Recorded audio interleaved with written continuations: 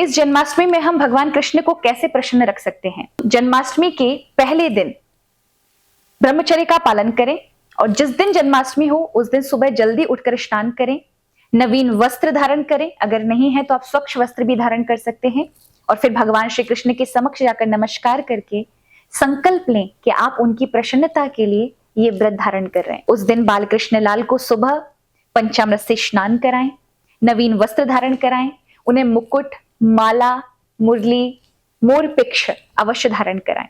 आप तुलसी दल अवश्य भेंट करें भगवान को, सुगंधित पुष्प भगवान को चढ़ाएं, चंपा, चमेली, गुलाब, कमल भगवान को बहुत प्रिय है। आप गुलाब की माला, मोंगरे की माला अवश्य चढ़ा सकते हैं। उस दिन भगवान को मिठाइयों का, फल का, मेवा मिश्री का, मक्खन का प्रसाद अर्पित कर सकते हैं। उस दिन आपको भगवान के समक्ष गोपाल सहस्त्र नाम का पाठ करना चाहिए। कहा जाता है जिनके कोई संतान नहीं है, यदि वो गोपाल सहस्त्र नाम का पाठ इस दिन करते हैं और घी का दीपक जलाकर करेंगे तो उन्हें भगवान श्री कृष्ण पुत्र की प्राप्ति कराते हैं, यानी संतान की भी प्राप्ति होती है। आप इस दिन भगवान का इस मंत्र का जाप कर सकते हैं, ओम नमो भगवते वासुदेवाय नमः। घी के दीपक से आप आरती उतारें। अगर आपको प्रभु ने सामर्थ्यवान बनाया है तो इस दिन आप घी का दीपक अवश्य जलाएं और वो अखंड जलते रहना चाहिए, यानी पूरे 24 घंटे तक। तो ये आपकी समृद्धि को अवश्य बढ़ाएगा। इस दिन आप अनाज का सेवन ना करें, फलाहार पर ही आपको इस व्रत को धारण करना चाहिए। अब आते हैं रात्रि के पूजन में हम क्या करें। 11:45 से आप अपनी सामग्री इत्यादि जो भगवान के पूजन के लिए आपने जुटाई हैं उनको एकत्रित करें। आप 11:55 पर छोटे से बाल कृष्ण का जो रूप है उनको कोई खीरे का या फिर पपीते का कोई फल लेकर के उसमें थोड़ा सा हिस्सा काट के जिसमें आपके बाल कृष्ण लाल अंदर जा सकें, क्योंकि उसी को हम देवकी माता का गर्व मानते हैं। आप अपने लड्डू गोपाल को इसमें 5 मिनट के लिए यानी 11:55 पर आपको खीरे के अंदर या किसी फल के अंदर भगवान को विराजमान कर देना है। यानी ये भावना रखनी है कि देवकी माता के गर्भ में हमारे लाल जी विराजमान हैं।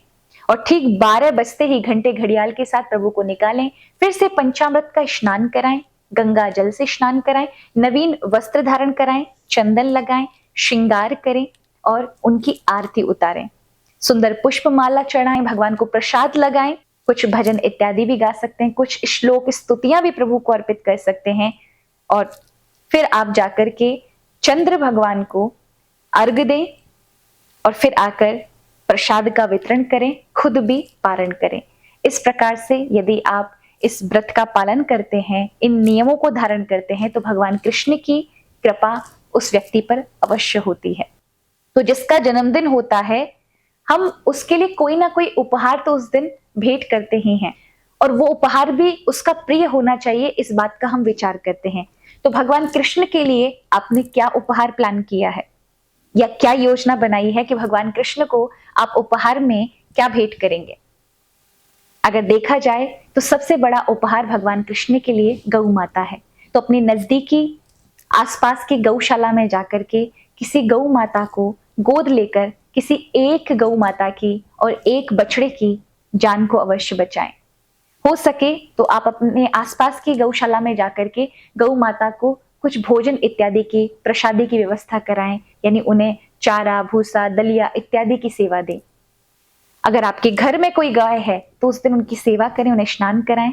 सुंदर आप जो भी चारा, भूसा इत्यादि या जो भी सामग्री बना करके कच्ची इत्यादि दे सकते हैं, आप अवश्य उन्हें फल इत्यादि पवाएं। ये भगवान के लिए सबसे बड़ा उपहार है और इससे बढ़कर उपहार गौ माता से प्रिय भगवान कृष्ण को कुछ भी नहीं है। और उनके भक्त आज के दिन विशेष रूप से गौ माता की सेवा, पूजन, उन्हीं में कृष्ण का दर्शन करते हैं, वो भगवान कृष्ण को अत्यंत प्रिय होते हैं। आप सभी को जन्माष्टमी के पावन पर्व की ढेर सारी शुभकामनाएं।